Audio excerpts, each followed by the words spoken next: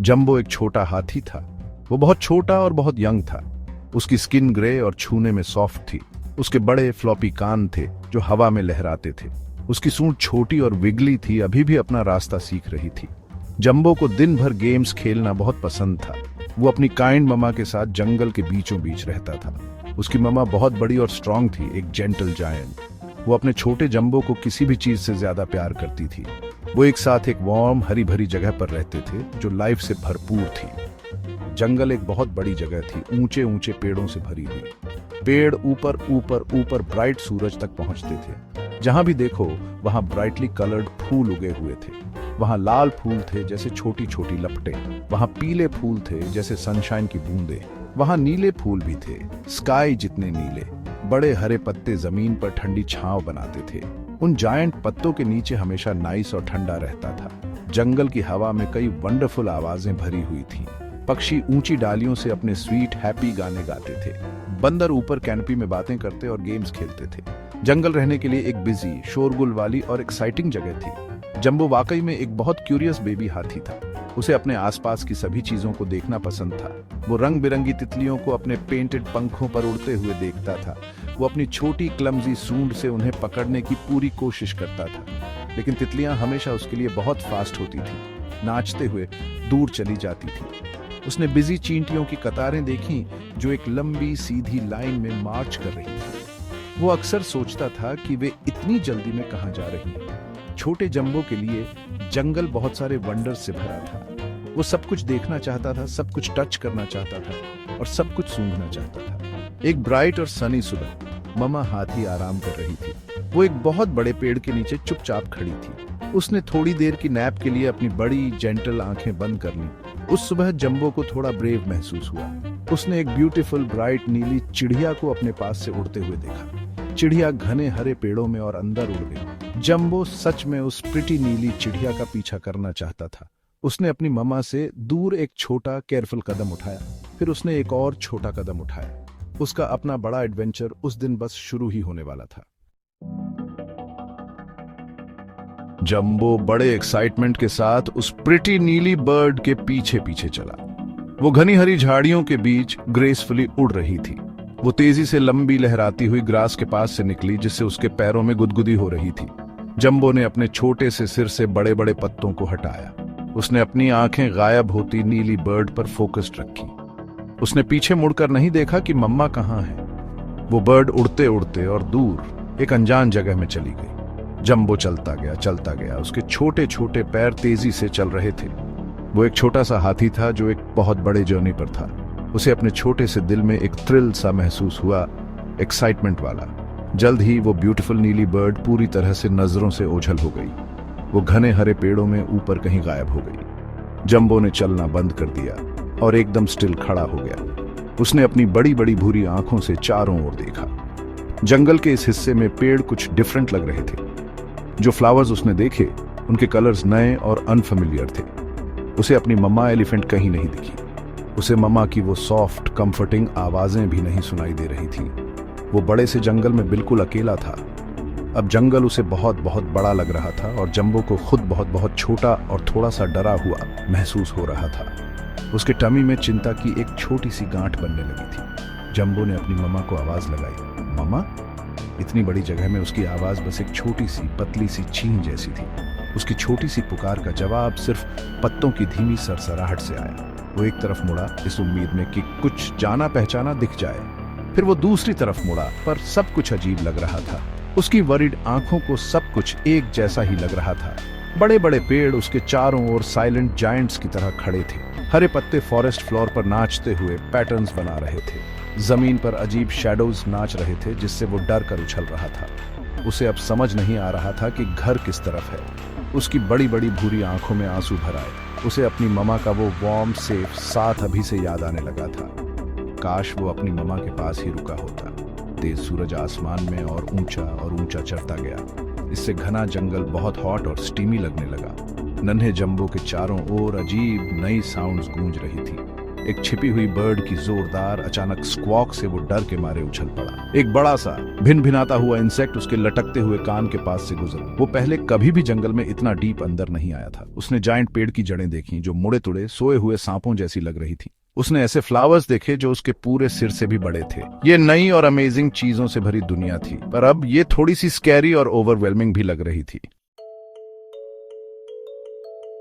Jumbo ने गीली हवा को सूंघा अपनी छोटी सी हिलती डुलती सूंड से। उसे पास में ही किसी मीठी और स्वादिष्ट चीज की महक आई, जैसे पके हुए बेरीज।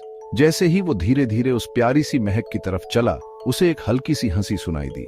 उसके ठीक ऊपर एक शरारती छोटा सा बंदर एक लंबी सी लता से मजे से झूल रहा था।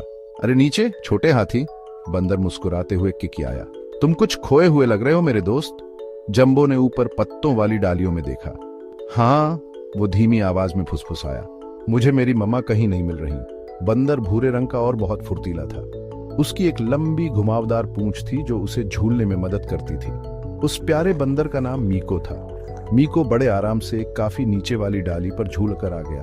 वो उस उदास छोटे हाथी के पास आना चाहता था। चिंता मत करो छोटे, मीको ने प्यार से कहा। जंगल सच में बहुत बड़ा है, लेकिन अच्छे दोस्त हमेशा मदद कर सकते हैं। मैंने एक बहुत बड़े हाथी को उस बड़े से फिग ट्री के पास आराम करते हुए देखा। शायद वही तुम्हारी मम्मा है जिन्हें तुम ढूंढ रहे हो। मीको ने अपनी लंबी पतली उंगली से इशारा किया। उस तरफ जाओ, बस उस चमकती हुई नदी के पार। मैं यहाँ ऊपर से तुम पर नजर रखूंगा। जंबो के दिल में उम्मीद की एक छोटी सी किरण जागी। एक दोस्त का होना बहुत अच्छी बात थी। जंबो ने मीको को उसकी मदद के लिए धन्यवाद दिया और फिर से चलने लगा। वो घनी झाड़ियों के बीच से चलता गया। आखिरकार वो एक चौड़ी चमकती हुई नदी के पास पहुंचा। पानी बहुत तेजी से बह रहा था और कलकल की आवाज कर रहा था। उसके जैसा छोटा हाथी इतनी बड़ी नदी कैसे पार कर सकता था। तभी आसमान से एक बहुत ही रंग बिरंगा तोता उड़कर नीचे आया। टे टे, क्या तुम्हें कुछ मदद चाहिए छोटे हाथी? तोते ने खुशी से पूछा।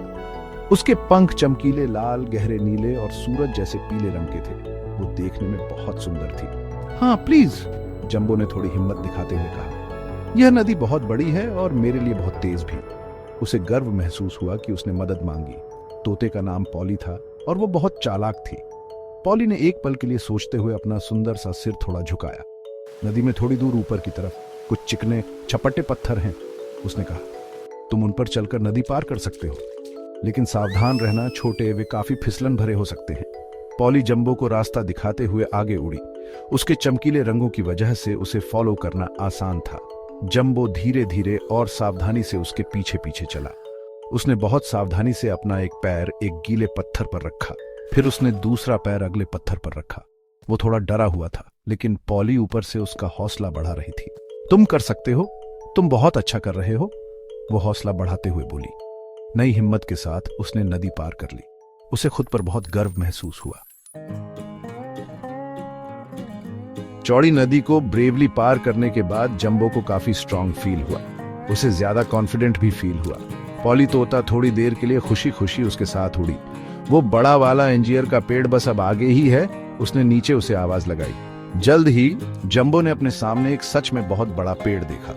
उसकी मैसिव ब्रांचेस ऐसे फैली हुई थी जैसे स्वागत करती हुई हरी भरी आर्म्स हो, लेकिन उसकी प्यारी मामा पेड़ के नीचे नहीं थी। जंबो का छोटा सा दिल डिसअपॉइंटमेंट से थोड़ा बैठ गया। फिर एक समझदार बूढ़ा कछुआ एक बड़ी झाड़ी के पीछे से धीरे धीरे चलकर आया। उसकी पीठ पर एक हार्ड पैटर्न शेल था।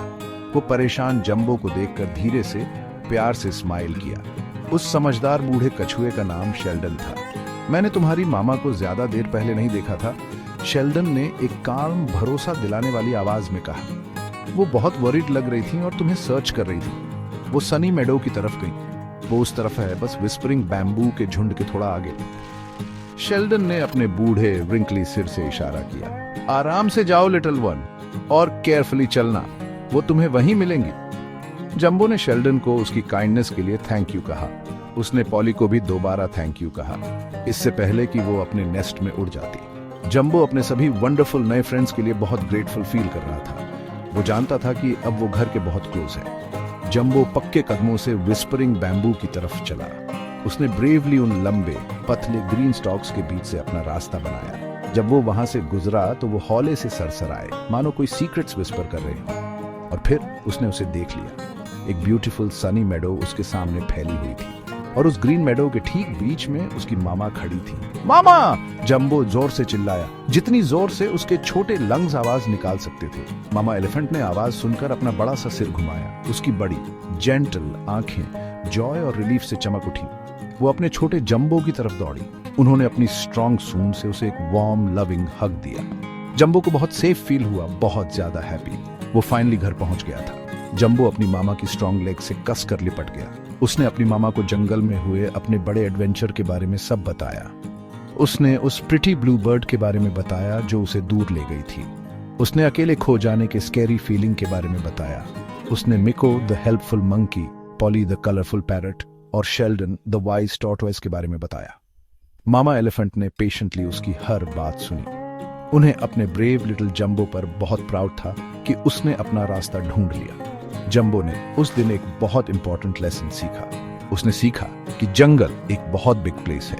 उसने सीखा कि फ्रेंड्स बहुत इंपॉर्टेंट होते हैं और उसने सीखा कि करेज तुम्हें अपना रास्ता ढूंढने में हेल्प कर सकता है, तब भी जब तुम स्केर्ड हो। अब वो एक वाइजर, हैप्पियर बेबी एलिफेंट था।